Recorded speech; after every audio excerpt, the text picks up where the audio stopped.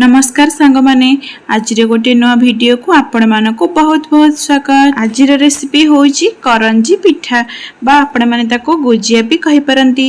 एही पिठा खाइबा को बहुत टेस्टी लगी थाए आ बनेबा भी बहुत सहज आ एहा को आपण माने स्टोर करके बहुत दिन पर्यंत रखि परिबे। एही रेसिपी को देखिबा पूर्व जदि मो चैनल रे नुआ अछंती ताहले मो चैनल को सब्सक्राइब करंतु पाखे थे बेल आइकन को दबांतु आ ऑल नोटिफिकेशन को ऑन कर दियंतु जहां तरह कि मो वीडियो नोटिफिकेशन आपण मानक पाखरे सर्वप्रथमे आ सठिक भाव में पहुंच परिबा।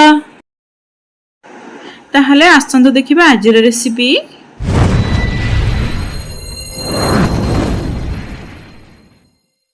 एठी प्रथमे पिठा पई कोन कोन सामग्री दरकार ताको देखै देउची। एठी गोटे कप रे मेजर करिकि 2 कप मैदा नै जाईची। देखंतु ए जो कप देखोची सेथि मो मेजर करिकि नैची। तापरे गोटे कप नडिया कोरा नैची। आउ एठी आधा कप चीनी नैची। आपण माने चाहिले आपण को जदी अधिक मीठा पसंद ताले आपण माने अधिक चीनी नै परिबे। आउ एठी आधा कप रो टिके अधिक सुजी नैची।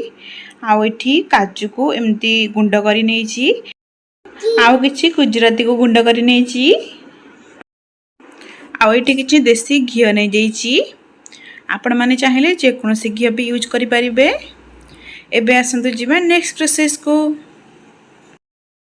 एबे कोन करिबा ना पिठाटा टिके खास्ता हबा पई सेथिरे किछि घी पकै दबा आ घी सहित मैदा को भल भाबरे मिसै नबा। देखंतु मु जति घी पकैथिली सेति घी हबनै काहेकि मैदा टिके सुखिला देखा जाउची।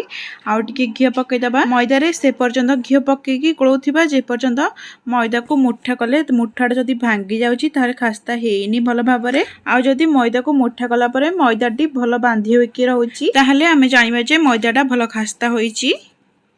आ एठी देखंतु मैदा रे लूण पकै नथिली सेति पई एबे टिके लूण पकै दउची। हाता को भल से मिसै नबा।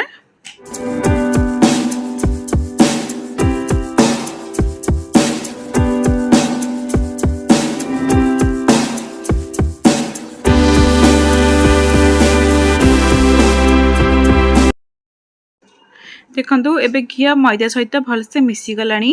एबे टिके मुठा करके चेक करनबा।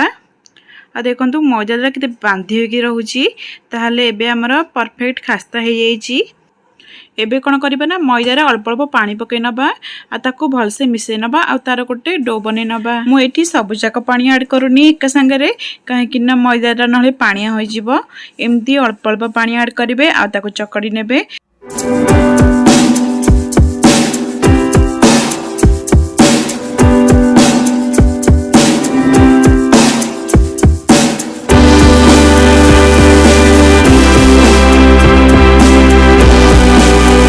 देखंतु एबे हमर डो प्रस्तुत हो गला।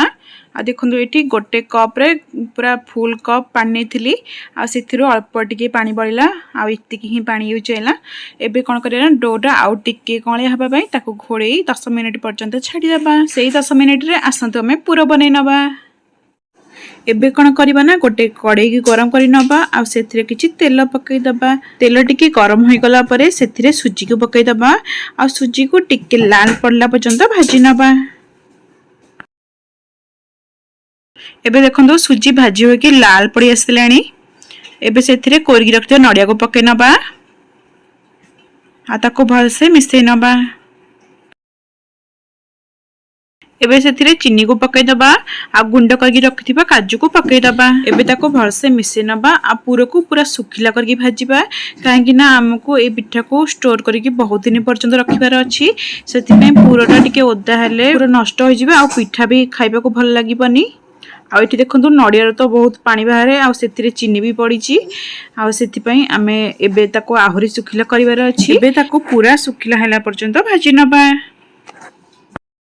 एठी देखंतु पूराटा केते सुखिला है कि भाजी होईची। आपण माने भी जते बेले करंजी पिठा करिवे पूरा को एम्ति सुखिला करके भाजीबे। पूरा भल से भाजी होई गला परे लास्ट को सेथिरे गुजराती गुंड को पकै नबा आ ताको भल से मिसै नबा। एबे हमर पिठा पई पूरा प्रस्तुत हो गला।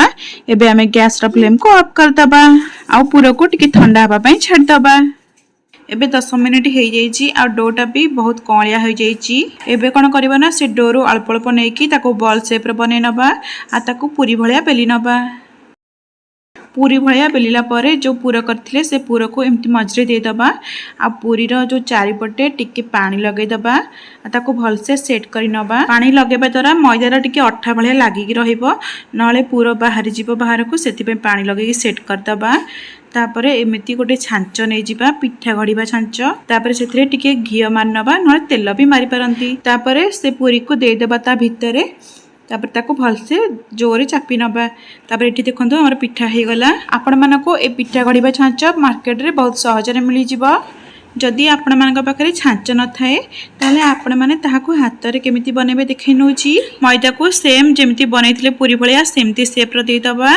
तापरे मझिरे पूर को दे दबा। पूर दे सेला परे पूरी रो चारिपटे टिके पानी लगे दबा आ ताको भलसे सेट करि नबा। सेट कर सला परे देखंतु पूरी रो जो फास्ट मुंडरो एमती टिके टिके मोड़ी मोड़ी दबा। देखंतु मु जेमती करूची आपण माने भी सेमती करिवे। आपण माने छांचरे हो कि हातरे जेमती आपण मानक पसंद आउ भल लागिबो आपण माने सेमती पिठा को कडी परिबे। सेमिति सेम प्रोसेस रे हातरे हो कि छांचरे सब तक पिठा को कडी नबा। एबे आसंतु जिबा नेक्स्ट प्रोसेस को। एबे गोटे कड़ाई रे किछि रिफाइन तेल नै जिबा आ ताको टिके गरम होबो को छाडी दबा। देखंतु तेल एबे टिके गरम हो गलानी। एबे आमे कड़ी रखिया पिठा सब को एमती गोटे गोटे करके दे दबा।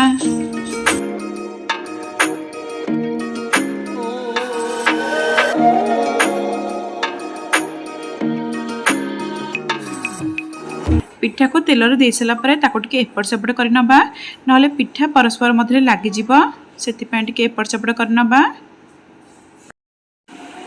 एबे पिठा को टिके गोल्डन ब्राउन कलर हिला पर्यंत छाणी नबा।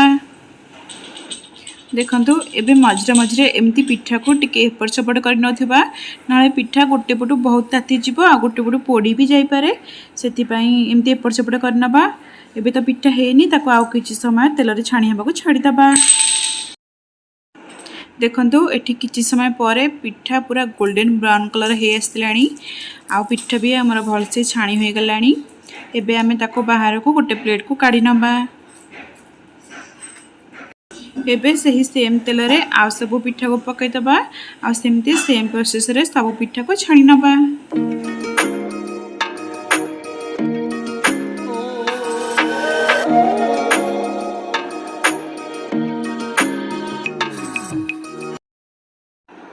देखंतु एठी हमर करंजी पिठा प्रस्तुत हो जाईची। आता भीतर केमती होईची ताको फाळा करके देखै नउची। देखंतु पिठाटा बहुत क्रिस्पी होईची ताको दुई फाळा कले सहज रे भांगी हो जाउची। आ ता भीतरटा भी देखंतु बढ़िया होईची आ पिठाटा भी बहुत टेस्टी होईथिला। आ देखंतु पिठाटा भी बहुत सुंदर देखा जाउची। आपण माने भी घरे एही पिठा को निश्चय बनांतु आ टेस्ट केमती लागिला मो सहित शेयर करिवे।